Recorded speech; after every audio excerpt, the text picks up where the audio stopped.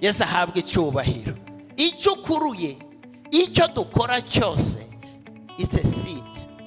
Kandi iyo urubuto ubibye urubuto rumwe, ntabwo usarura urwo rubuto rumwe, usarura imbuto nyinshi. Haleluya. Uteye seed akagrene kamwe k'ikigori, usarura akagrene kamwe, usarura nk'ijana.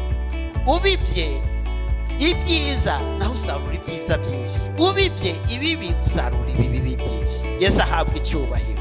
Buriya Satani bari gutagetinga impamvu Satani ashaka ko dukora ibyaha, impamvu Satani ashaka ko tubesha, impamvu Satani ashaka ko dusambana, impamvu Satani ashaka ko turiganya abantu, ni kugira tugireho access. Nta cyaha, Satani has no power. I pray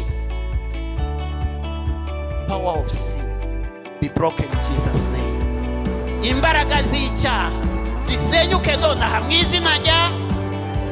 izina rya Yesu ashimwe cyane.